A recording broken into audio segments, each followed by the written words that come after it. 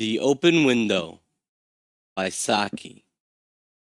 "My aunt will be down presently, Mr. Nuttall," said a very self-possessed young lady of 15. "In the meantime, you must try and put up with me."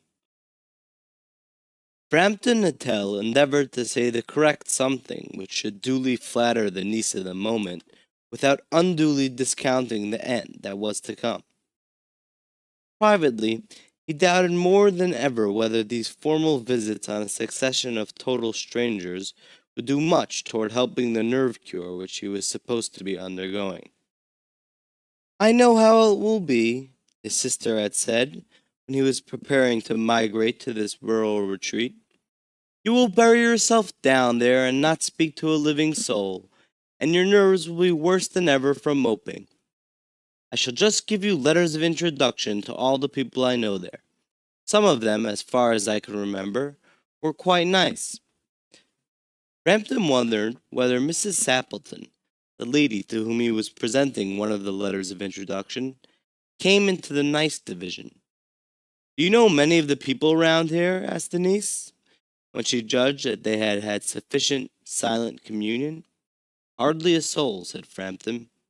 "My sister was staying here, at the rectory, you know, some 4 years ago, and she gave me letters of introduction to some of the people here." He made the last statement in a tone of distinct regret. "Then you know practically nothing about my aunt?" pursued the self-possessed young lady. "Only her name and address," admitted the caller. He was wondering whether Mrs. Sappleton was in the married or widowed state. An indefinable something about the room seemed to suggest masculine habitation. "Her great tragedy happened just 3 years ago," said the child. "That would be since your sister's time." "Her tragedy?" asked Frampton. Somehow, in this restful country, spot tragedies seemed out of place. "You may wonder why we keep the window open on an October afternoon," said the niece, indicating a large French window that opened onto a lawn. "It is quite warm for the time of the year," said Frampton. "But has that window got anything to do with the tragedy?" "Out through that window, 3 years ago to a day, her husband and her 2 young brothers went off for their day's shooting. They never came back. In crossing the moor to their favorite snipe shooting ground, they were all three engulfed in a treacherous piece of bog. It had been that dreadful wet summer, you know, and places that were safe in other years gave way suddenly without warning. Their bodies were never recovered. That was the dreadful part of it." Here the child's voice lost its self-possessed note and became falteringly human. "Poor aunt always thinks that they will come back some day, they and the little brown spaniel that was lost with them, and walk in at that window just as they used to do. That is why the window is kept open every evening till it is quite dusk. Poor dear aunt! She has often told me how they went out, her husband with his white waterproof coat over his arm, and Ronnie, her youngest brother, singing 'Birdie, why do you bound?' as he always did to tease her, because she said it got on her nerves. Do you know, sometimes on still, quiet evenings like this, I almost get a creepy feeling that they will all walk in through that window." She broke off with a little shudder. It was a relief to Frampton when the aunt bustled into the room with a whirl of apologies for being late in making her appearance. "I hope Vera has been amusing you," she said. "She has been very interesting," said Frampton. "I hope you don't mind the open window," said Mrs. Appleton briskly. "My husband and brothers will be home directly from shooting, and they always come in this way. They've been out for snipe in the marshes today, so they'll make a fine mess over my poor carpets. So like you men folk, isn't it?"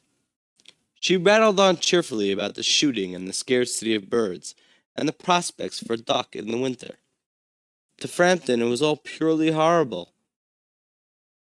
He made a desperate but only partially successful effort to turn the talk on to a less ghastly topic. He was conscious that his hostess was giving him only a fragment of her attention, and her eyes were constantly straying past him to the open window and the lawn beyond. It was certainly an unfortunate coincidence that he should have paid his visit on this tragic anniversary. The doctors agree in ordering me complete rest, in absence of mental excitement, and avoidance of anything in the nature of violent physical exercise, announced Frampton, who labored under the tolerably widespread delusion that total strangers and chance acquaintances are hungry for the least detail of one's ailments and infirmities, their cause and cure. On the matter of diet they are not so much in agreement, he continued. No, said Mrs. Appleton, in a voice which only replaced a yawn at the last moment. Then she suddenly brightened into alert attention, but not to what Frampton was saying. Here they are at last, she cried, just in time for tea, and don't they look as if they were muddy up to the eyes? Frampton shivered slightly and turned toward the niece with the look intended to convey sympathetic comprehension. The child was staring out through the open window with dazed horror in her eyes. In a chill shock of nameless fear, Frampton swung round in his seat and looked in the same direction. In the deepening twilight, 3 figures were walking across the lawn toward the window.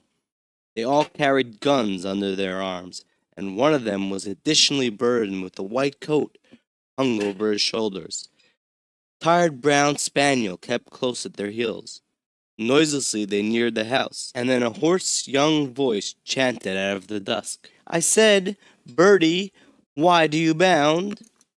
Frampton grabbed wildly at his stick and hat. The hall door, the gravel drive, and the front gate were dimly noted stages in his headlong retreat. A cyclist coming along the road had to run into the hedge to avoid imminent collision. Here we are, my dear, said the bearer of the white mackintosh, coming in through the window. Fairly muddy, but most of it's dry. Who was that who bolted out as we came in? A most extraordinary man, a Mr. Nuttall. Could only talk about his illness, and dashed off without a word of goodbye or apology when you arrived. One would think he had seen a ghost. I expect it was the spaniel, said the niece calmly. He told me he had a horror of dogs. He was once hunted into a cemetery somewhere on the banks of the Ganges by a pack of pariah dogs, and had to spend the night in a newly dug grave with the creatures snarling and grinning and foaming just above him, enough to make anyone lose their nerve. Romance at short notice was her specialty.